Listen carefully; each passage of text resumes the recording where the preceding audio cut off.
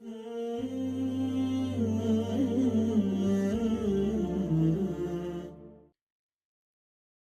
الله الرحمن الرحيم الحمد لله رب العالمين والصلاة والسلام على أشرف الأنبياء والمرسلين وعلى آله وأصحابه ومن تبعهم بإحسان إلى يوم الدين أما بعد.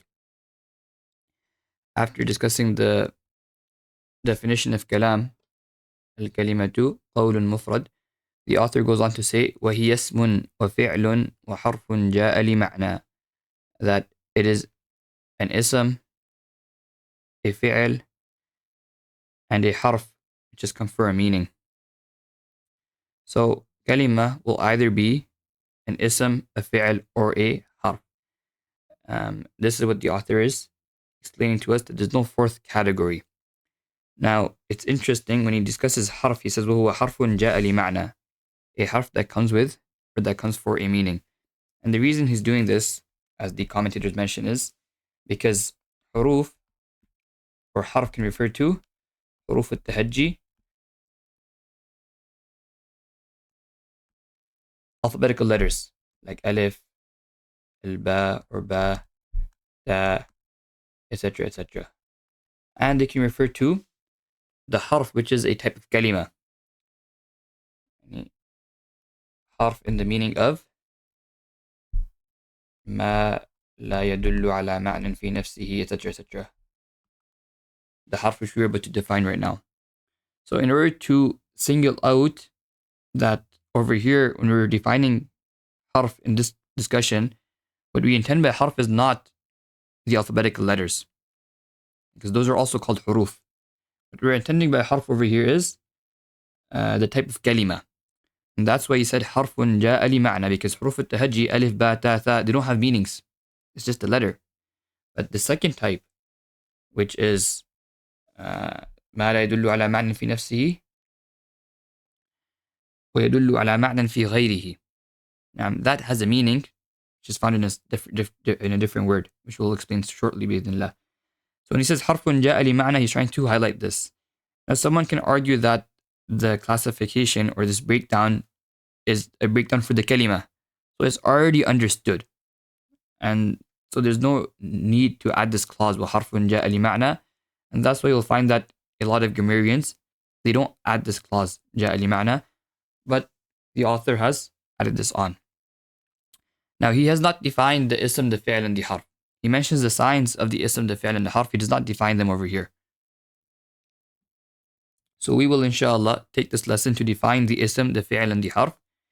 And at the same time, we'll give sufficient detail regarding each one. The ism is ما دل على معنى في نفسه غير مقترن بزمن من الأزمنة الثلاثة وضعان. غير مقترن بزمن من الأزمنة الثلاثة وضعان. مثل زيد وكتاب. So what you have to understand here is that الكلمة إما أن يدل على معنى في نفسه أو لا يدل على معنى في نفسه. Either it indicates a meaning of its own, or it doesn't. If it doesn't, it's a harf. If it does indicate a meaning of its own, then either it is مقترن بزمن من الأزمنة الثلاثة, either it's attached to one of the three tenses by coinage when it was coined, or it's not attached, غير مقترن بزمن من الأزمنة الثلاثة. If it is attached, it's a fi'l. And if it's not attached, it is an ism. Okay. The important thing to realize within this definition is that number one, it indicates a meaning in itself. And we'll understand this thoroughly when we discuss harf.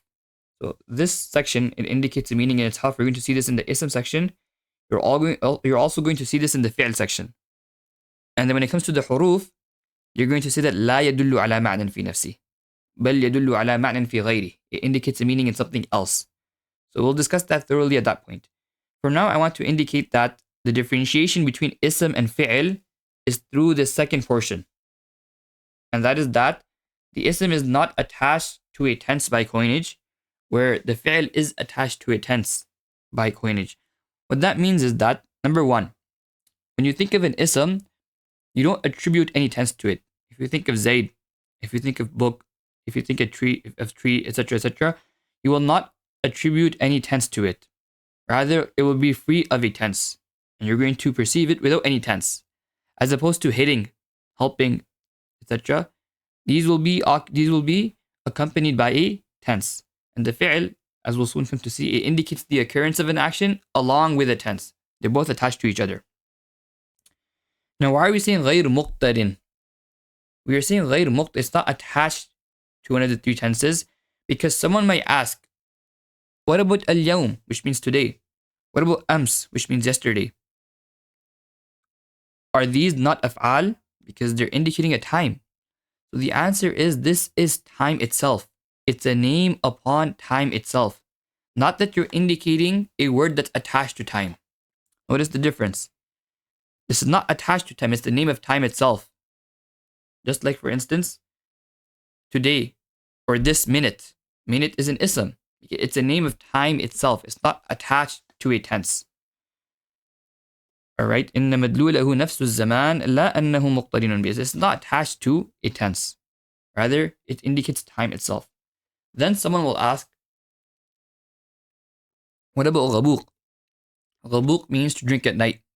Like the hadith of Ibn Umar radiallahu ta'ala an, regarding the three people who were stuck in a cave.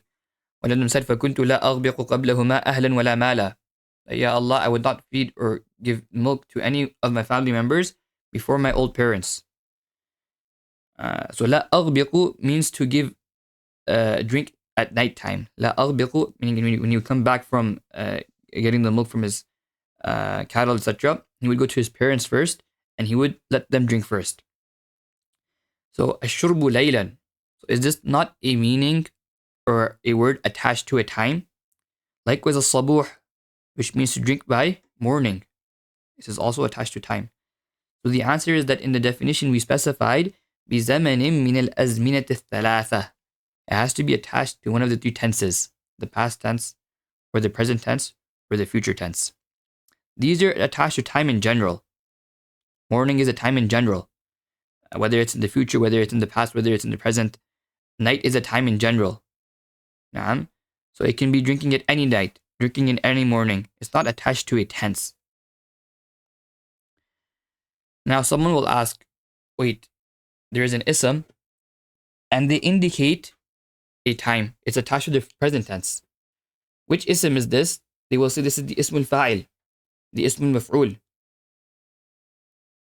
Because if you say hitter, or for instance, a hitting person, a person who hits, that's a better way of phrasing it, a person who hits, or a person who helps, then that help and that hitting will occur within a time. Because that's the only way it can come into existence. The answer over here is that the ism al-fa'il primarily it indicates two things. Primarily it indicates, number one, the entity itself, the entity that does the action, right? The ism al-fa'il, the entity that performs the action. Ism al-maf'ul, the entity upon which the action is performed. And number two, it indicates the action. What is the action? The hitting, the helping, the standing, etc., etc. Now, the second meaning it indicates, which is the action itself. This action, in order to come into existence, it needs to occur within a time. Because qiyam cannot exist, standing cannot exist unless it's done within a tense. Likewise, sitting cannot exist unless it's done within a tense, etc., etc. None of these things can exist unless they're done within a tense. Therefore, the indication of qa'im upon a time, a tense, that is a secondary indication. In terms of coinage, the word was only coined to indicate al-dhatu wal-ma'na. What is al-dhat? The entity. Al-ma'na is the occurrence of an action. But because the occurrence of an action relies upon a time frame in which it occurs, for that reason, secondarily, not primarily, not by coinage, but rather secondarily, a time must be found. Okay? إنما هو بطريق الالتزام وليس بطريق الوضع. So, on that account, we say that qa'im is still an ism. The ism maf'ul is still an ism, because their indication upon a time is not because it was coined for the time. The fi'l is coined for the action and the time. The ism is coined for the entity, and this specific ism is also coined for the time. But that time occurs within, or the action. But that action occurs within a time.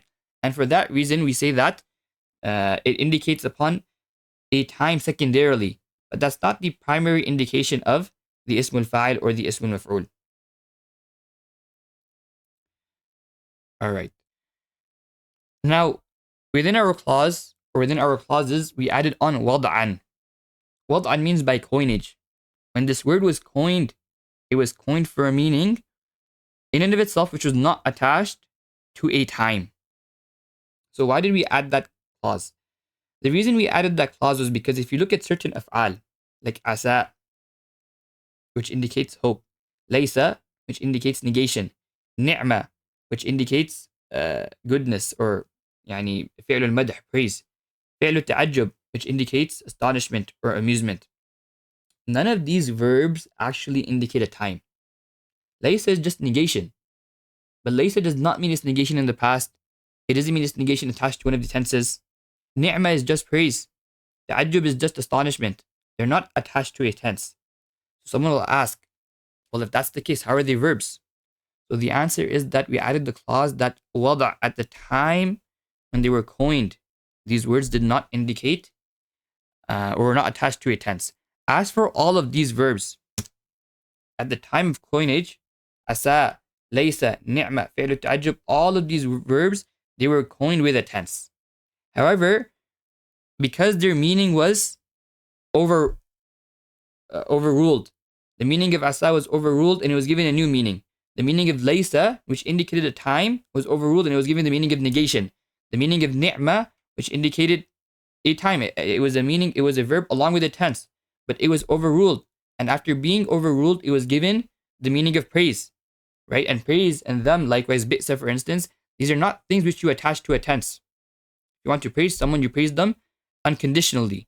So when we gave it a new meaning, and that new meaning was such that we don't want to attach it to a tense, we overlooked the tense. But wad'an, at the time of coinage, when they were first coined, all of these words had a tense, but they were stripped of their initial meaning and they were given a new meaning. That meaning was a meaning which was insha'i. It was not a meaning to inform, it was a meaning to initiate. You're initiating praise, you're initiating astonishment, you're initiating hope, you're initiating, etc., etc. And so when they were given this new meaning at that time, they were stripped of their attachment to a tense. So by adding the clause of wad'an at the time of coinage, the asma are not attached to a tense. We've excluded asa, laysa, ni'ma, fi'l ta'ajjub. Now, why are we saying this? Why are we explaining these af'al in this manner? The answer is because when we look at the alamat, the signs of an ism, and the signs of a fi'l, we find that all the signs of a fi'l apply, or many of the signs of a fi'l, or very strong signs of the fi'l, apply to asa. That's why you say ni'mat, for instance. You add on the ta'ud ta'nith, as-sakina. And likewise, they give rafa to a fa'il. So they're acting like verbs. So from this, we understand that these in reality were verbs and they were attached to a tense, but when they left their initial meaning and they were taken out of their initial meaning, and the new meaning of insha, which is to initiate either praise or hope or astonishment, or the meaning of negation was attached to them, that's when they were stripped of their connection to a tense. And so they are still af'al, because at the time of coinage, they were not coined as without a tense. They were coined with a tense. Now there's another discussion as to where does ism originate from. So the Basriyun are of the opinion that ism originates from sumu. Sumu means ulu, and for something to be very lofty. And the Kufiyun are of the opinion that it originates from as-sima, or wasmun, which is basically a stamp or like a label. Alright? Now, if you take the Basriyun opinion, which majority have taken in this regard, you would say that in reality, the word was really simwun.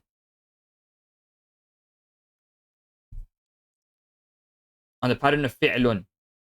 The lam position was dropped from the end, and then to make up for that drop, they added a hamza in the beginning. And so it became ismun. If you take the Kufi opinion, that it comes from wasmun or simatun, you see that the word initially was wasmun on the pattern of fa'lun. And then the waw was dropped in the beginning, and it was substituted with an alif. Hence it became ismun. Okay. According to the first view, the word at the end will be on the pattern of if'un. Because notice the fa position and the ayn position is still present, according to the Basriyun. According to the second view, the Kufiyun, the pattern of the word at the end will be it was taken from wasmun, so we dropped the fa, so it's i'lun, because the ayn position and the lam position is still present. Which opinion is stronger? So number one, let's understand what the Kufiyun and what the Basriyun are thinking. The Kufiyun are thinking that, look, the ism is a label upon the entity it is indicating. When you say Zayd, it's a stamp or a brand upon, or a label upon the person named Zayd. When you say tree, it's a label upon that entity. When you say Asad, it's a label upon that being. And therefore, it originated from wasmun, which means to label and to brand. The Basriyun are thinking that, no, simatun means to label. That's amazing. When you look at sumu means for something to be very lofty. And the ism is greater and is stronger than the fi'l and the harf. Why is it greater than the fi'l and the harf? The ism can be the musnad ilay and it can be the musnad. We learned in the previous lesson that the musnad ilay and the musnad is the umda in kalam. And everything besides them is the fadla. But the ism can be the musnad ilay and the musnad. The fi'l is only capable of being the musnad. And the harf cannot be a musnad ilay, nor can it be a musnad. Therefore, in terms of loftiness and status, the ism is of the highest status. So for that reason, they say it's derived from sumuwun, which means to be lofty and to be high. And this second opinion of the Basriyun, if you were to look at it from a linguistic perspective, Ibn Ya'ish, he writes in his Sharh al-Mufassal that it's stronger.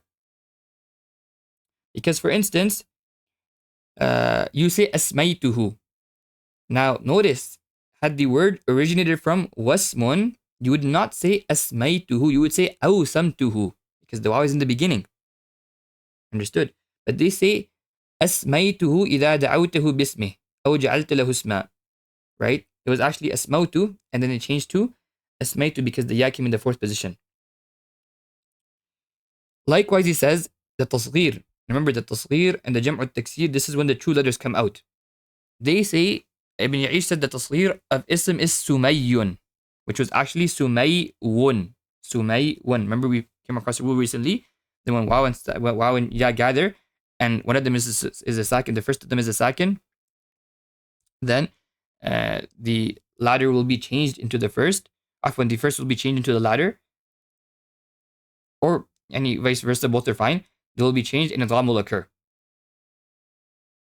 And that's what happens. Sumayyun became Sumayyun. Had this been from wasam, the ismut tasghir would have been wusaymun. Because remember, in the ismut tasghir, the letters come out. Naam. So likewise in the jam'u taksir, the plural of ism is asma'un, the origin of which was asma'un. Now had this been on the pattern of af'al, had this been had this originated from the word wasmun, the origin would have been awsam, or the jam'u taksir would have been awsam. But it's not awsam, it's asma'un, which used to be asma'un. So based on this explanation, he explains that the opinion of the Basriyun in this regard is stronger. Now let's move on to the fi'l. The fi'l is ما دل على معنى في نفسه مقترن بزمن من الأزمنة الثلاثة.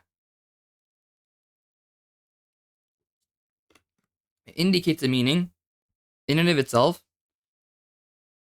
whilst being attached to a time period from the time periods, to a tense from the three tenses, وضعا by coinage, such as ضرب, which means he hit. So notice it indicates primarily on the hadath. It indicates the hadath, which is the occurrence of the action, and along with indicating the occurrence of the action, it indicates a tense in which that action occurred. And this is its primary meaning. That's what it indicates. كتب, he wrote. دل على معنى الضرب, it indicated the meaning of hitting. And likewise, it indicated the past tense, which was attached, or in which that hitting occurred. Now again, someone's going to ask, what about ni'man bi'sa? Like we said, at the time of coinage, they indicated a meaning and they also indicated a tense. However, because we took them out of their original usage, what was the original usage? إخبار. أفعال are used to give information.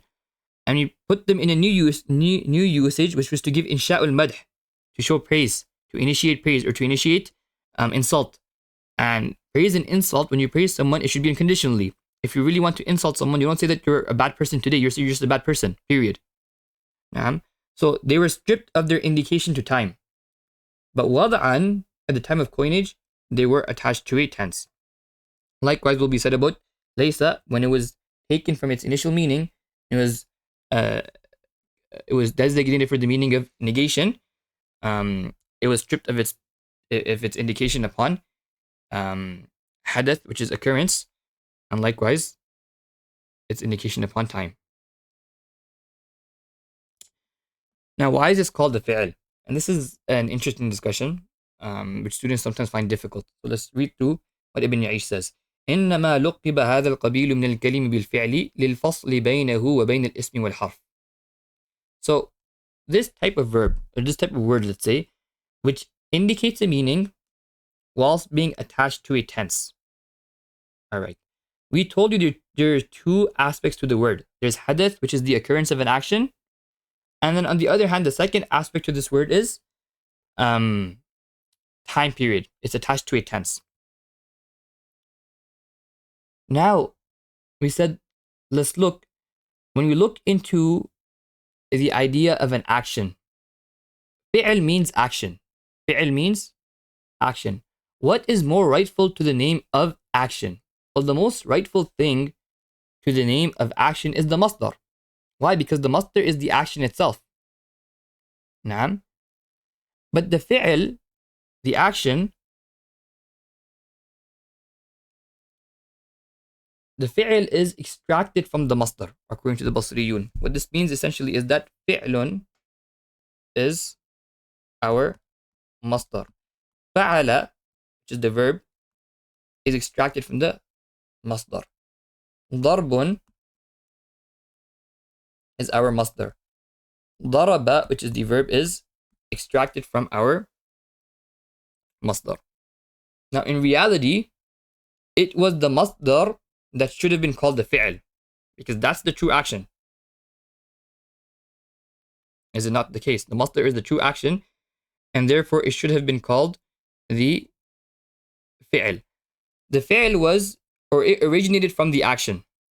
So they said, look, the masdar has already been given the name of the ism. We've already granted the masdar a general name, which is the name of an ism. So the best next thing is what originates from the masdar. And what is that? That's the fi'l. The fi'l originates from the masdar. And so therefore, we will give it the name of the fi'l.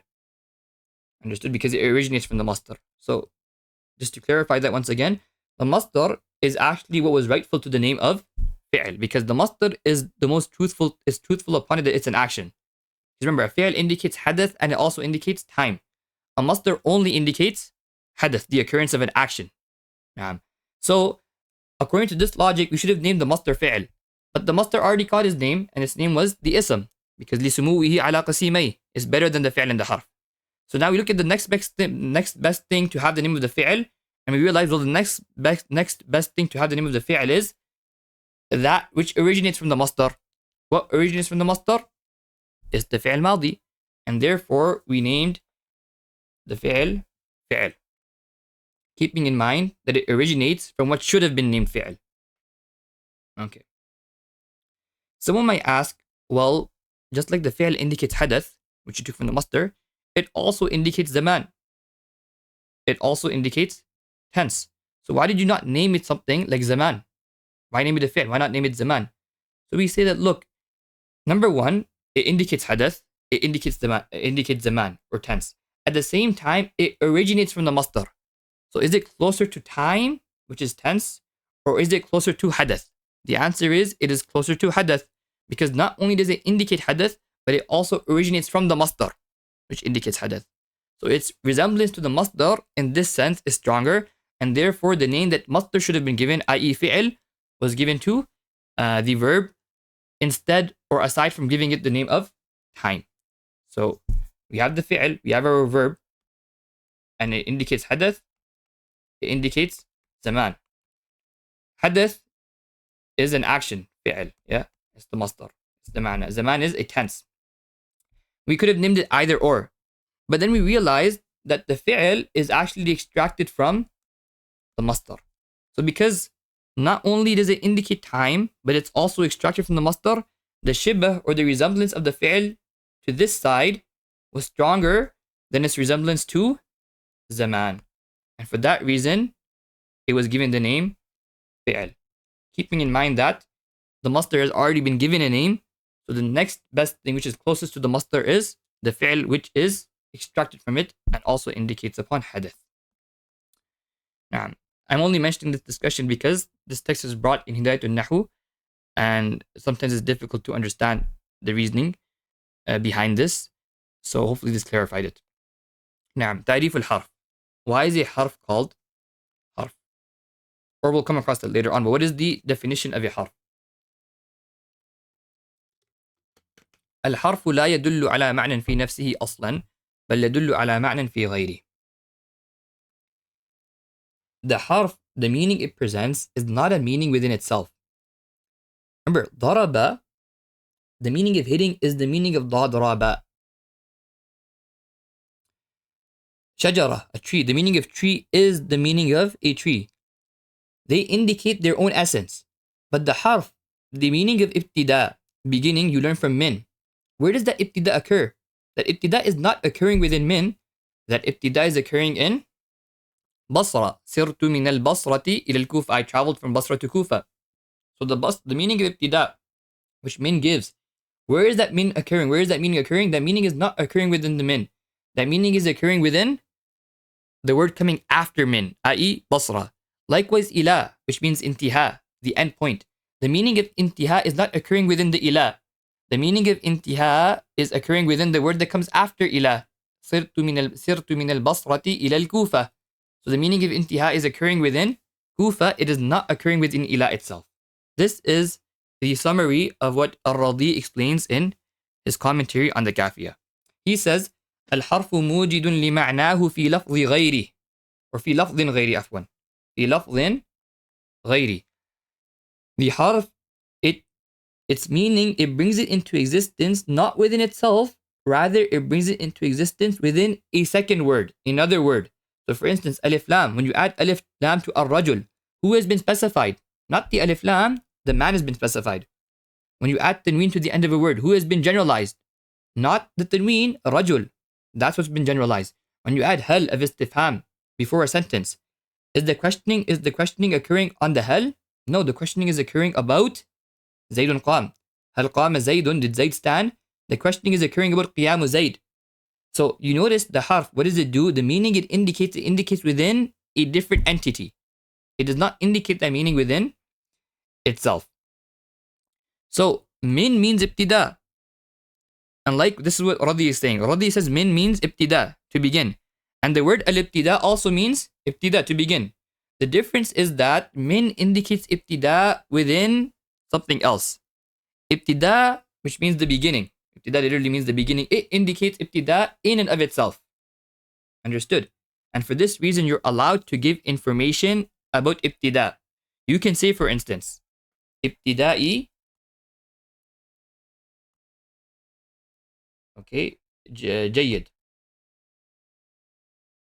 My beginning was good, in the sense that, for instance, you mean to say that when I first started studying Mutammimah al-Ājurrūmiyyah, I was very punctual. I came for every class. So you say ibtida'i jayyid, or kana ibtida'i jayyidan. Notice, ibtida it means beginning. My beginning was good. You're allowed to give information about this ibtida. Why? Because ibtida, it means beginning in so as much as itself. Meaning you're indicating, you're not trying to use ibtida in relation to something else. You're referring to ibtida by itself. To give you an example to understand this, imagine looking at a mirror. Generally speaking, when you look at a mirror, you're not worrying about, or you're not, if you say the mirror is beautiful, for instance, you're not actually saying the mirror itself is beautiful. What you intend to say is my reflection in the mirror is beautiful. So the mirror is a tool for you to see your own reflection. Okay? The min, which is a harf, which indicates ibtida, it's a tool to indicate a meaning in something else. So when you understand min, ibtida from min, you're understanding min, ibtida in a different word. And that's why, because min indicates its meaning in a different word, you can't give information about min. Because min itself has no meaning. If it's only indicating its meaning in a different word, then min itself has no meaning. It's simply a tool to indicate a meaning within something else, according to Radhi. A mirror, at the same time, someone might see a mirror and they might actually think it's very clean. The mirror itself is very clean.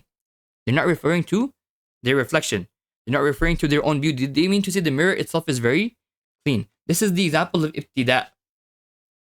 This is the example of the word ibtida, meaning the ism ibtida. When you say ibtida'i jayd, my beginning is good, you're not saying your beginning in relation to something else. You mean to say that my beginning itself was good. So the beginning you're alluding towards is not a meaning within another word. It's the beginning in and of itself. And this is the difference between an ism and a harf. The ibtida, which is an ism, refers to beginning in and of itself, the very meaning of beginning. Whereas the ibtida that occurs within min, it indicates beginning within another entity. Alright?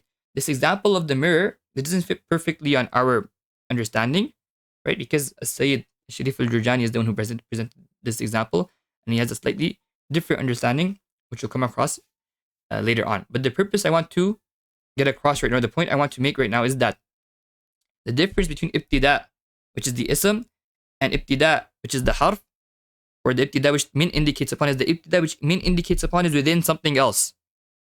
The ibtida, which is understood by the ism, the masdar of ibtada yabtadi'u, that's ibtida in and of itself. Okay. You cannot give information about a word that indicates a meaning in something else. Hence why we say that the harf cannot be the musnad ilay and the musnad. Alright. Number 3. Based on this understanding, Radhi writes, if a harf was found alone, can it convey a meaning? He says, no, it can't. Because the entire purpose of a harf is to indicate a meaning in something else. It's a sign which indicates a meaning within another entity. So if it was stripped of any other entity, can it indicate its meaning anymore? No, it can't. Because its meaning only exists within another entity. فإذا أفرد عن ذلك الشيء بقي غير دال على معنى أصلا. If it's been split or separated from that second entity, then it no longer indicates a meaning. Because the meaning of a harf is such a meaning that is indicated within a second entity. Just like the ta'rif obtained from alif lam in al-rajul is not indicated within alif lam itself, rather it's indicated within the man.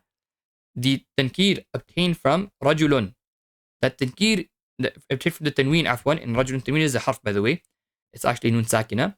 So that tankir, the generality obtained from the tanween, it's indicated within the man, not within the tanween itself. The istifham, the meaning of questioning, obtained from hal, in hal qama zaydun, is indicated within the sentence after it. The nafi, obtained from ma, in ma qama zaydun, is indicated within the question or within the sentence after it. This is the common factor within a harf. Now, why was a harf called harf? The answer is simple. Harf cannot be a musnad ilay and a musnad. So, someone might think, technically speaking, the real words or the real focus in kalam is the ism and the fi'l. The harf is just a side thing. And harf literally means taraf al-shay, the corner or the edge of something. Now, based on this, you might think to yourself, okay, if it's just a side thing, what's the benefit? The answer is no. Huruf do have a lot of benefits. Huruf do have a lot of benefits. And Ibn Ya'ish has discussed this beautifully. You'll find a few of these mentioned in the beginning of Hidayat al-Nahw as well. But Ibn Ya'ish has really understood this and conveyed this topic really well. He says, look, you want to understand huruf, understand that they come for different benefits. These benefits are of 3 types. Number 1, لِإِفَادَةِ مَعْنًا فِيمَا يَدْخُلُ عَلَيْهِ. When the harf enters upon a word, it indicates a meaning within that word. Number 2. Number 2, وَلِتَعْلِيقِ لَفْظٍ بِلَفْظٍ آخَرْ وَرَبْطِهِ بِهِ. It comes to join another word to another word. So you have 2 words, for instance, Muhammad and you have Zayd. You want to join them together. How do you join Muhammad and Zayd together? You bring a waw. Notice the meaning of joining. The waw does not indicate that in and of itself. It indicates that in other entities. The waw is joining Muhammad to Zayd. Number 3. وَلِزِيَادَةِ ضَرْبِ مِنَ التَّأْكِيد. Sometimes a harf can come to increase and to emphasize, once again, another word. And I want everyone to focus on these huruf, which is about to mention. You'll notice that these huruf, they all give a meaning within another word. Al-awwal, what is al-awwal? That it wants to indicate a meaning within something else. أن يدخل على الاسم.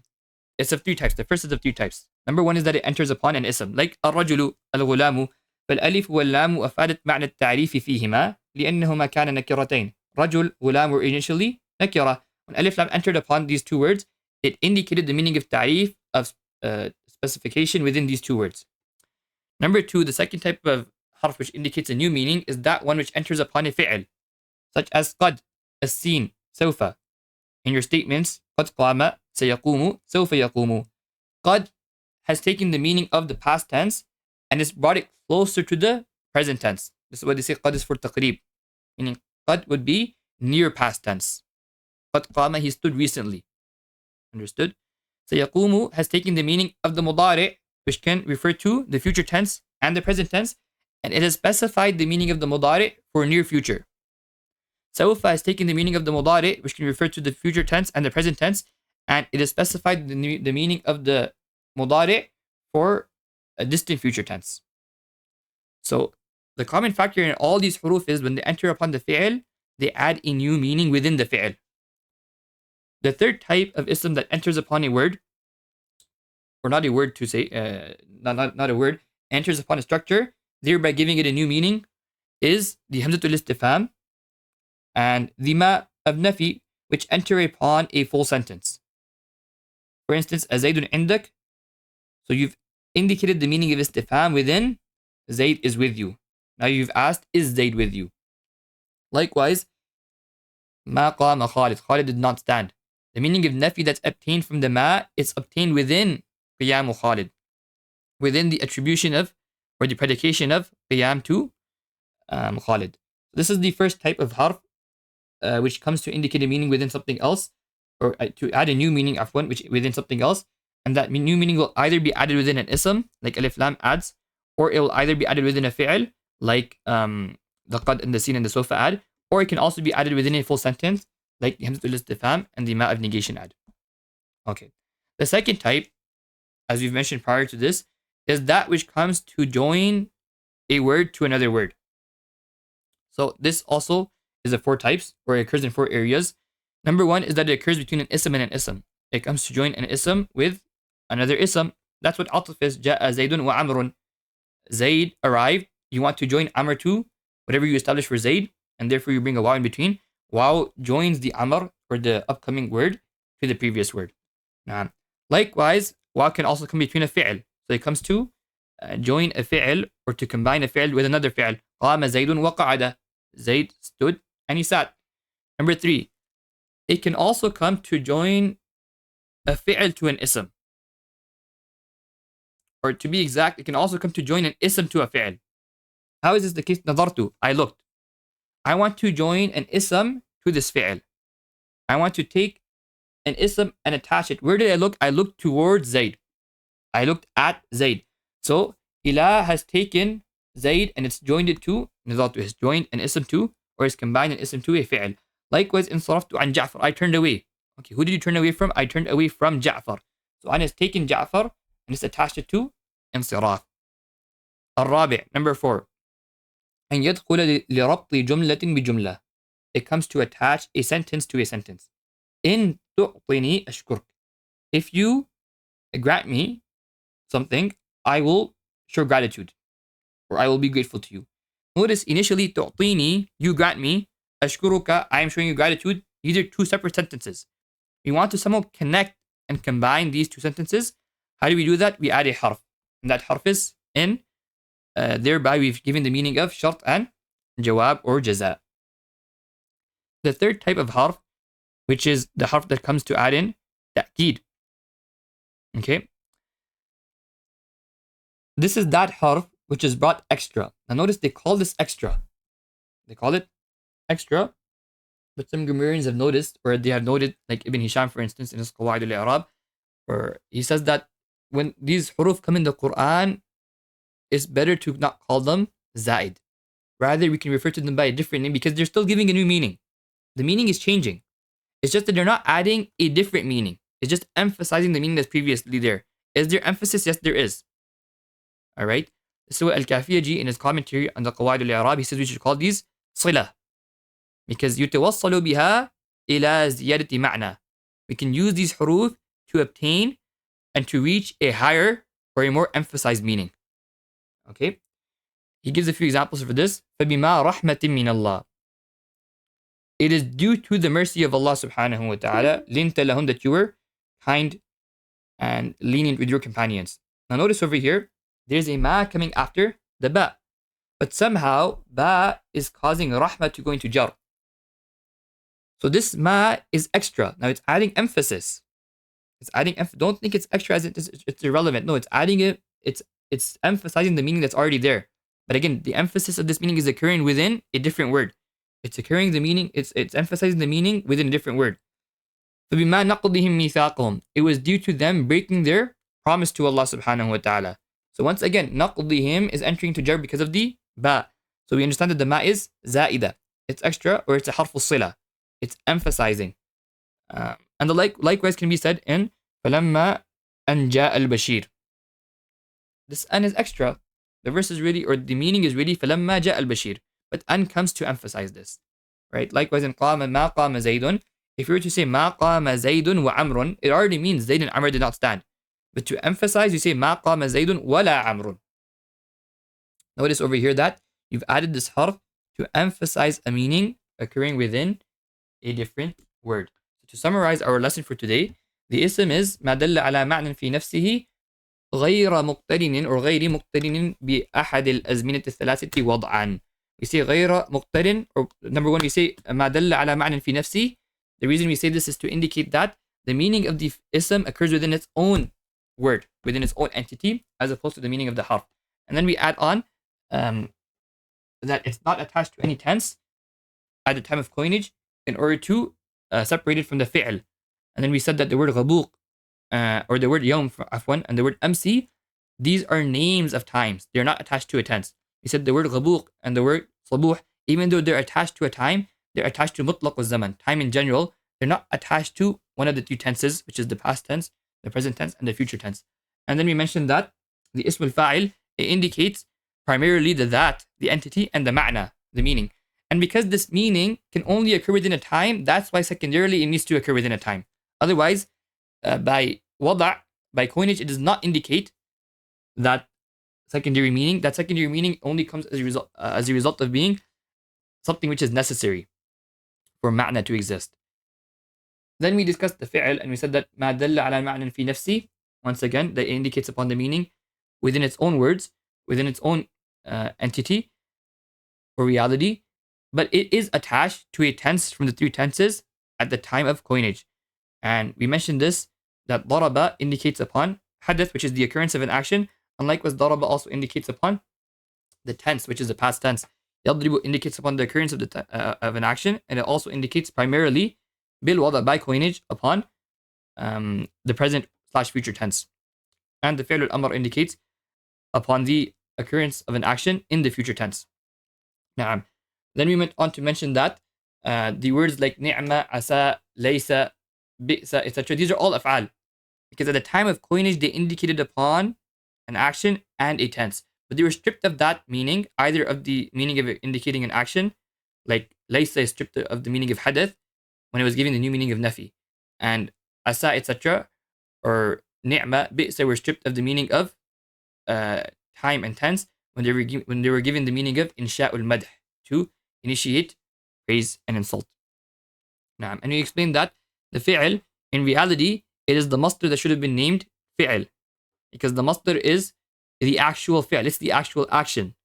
However, the masdar was already given a name, so we said, what originates from a masdar? Well, it's a fi'l that originates from a masdar, meaning it's the verb. It's a verb that originates from a masdar, and so therefore, we'll give the meaning of fi'l to the verb. We'll give the name of fi'l to the verb. And then we said that Well, if the verb indicates both time and it also indicates an action or hadith occurrence, then why don't you give it the name of time instead? We said because it originates from the masdar, its resemblance to hadith is stronger than its connection to time, and for that reason we gave it the meaning of, or the name of fi'l. And then we discussed the harf, and we said that Radhi explains that the harf indicates a meaning within something else, and that's why if it's stripped of anything else, it can no longer indicate a meaning, because it's only meant to indicate a meaning in something else. Like min indicates ibtida within another entity, ila indicates intiha within another entity, fi, which means to be contained in indicates dharfiyya, containment within another entity, ala indicates fawqiyya within another entity, etc., etc. And we mentioned the difference between ibtida, the ism, and min, the harf, is that ibtida indicates beginning in and of itself, and that's what you can give information regarding it. Min, on the other hand, indicates beginning from or in relation to something else, and so therefore you cannot give information regarding it. And then we mentioned that Ibn Ya'ish mentions the benefits of huruf. Huruf is called harf because it's ala taraf al-kalam, in the sense that it's not that important as the ism, which can be the musnad ilayhi, the musnad, and it's not as important as the fi'l, which can be the musnad. The harf is fi taraf al-kalam, and harf literally means taraf. And then we mentioned a few benefits from Ibn Ya'ish regarding the harf, and the summary of these benefits is that either it comes to indicate a new meaning within another word. This is the 4 types: that which enters upon the ism, like alif lam; that which enters upon the fi'l, like qad, sin, sawfa, etc.; that which enters upon the jumla. Afwan, it's of 3 types: that which enters upon the jumla, like hamzatul istifham and ma of nafi. And then the second type of harf, the benefit it gives is that it comes to join words together. This can either join an ism and an ism, like ja'a zaydun wa amrun. It can either join a fi'l and a fi'l, like qa'ada zaydun wa qama. It can also join a jumla with a jumla, like in tu'tini ashkurka. And it can also join in ism to a fi'l, like nadartu ila zayd. And finally, the third type of harf is that which indicates it's extra, but again, it's not extra in the sense that it's irrelevant. When we say it's extra, we mean that it's there to emphasize or show a greater degree of emphasis within the meaning that's already established. So it emphasizes the previously established meaning within a different word, and that's like the verse بما رحمة من الله and فبما نقضهم ميثاقهم and فلما أن جاء البشير. And with this, we have finished our 5th lesson. جزاكم الله. السلام عليكم ورحمة الله.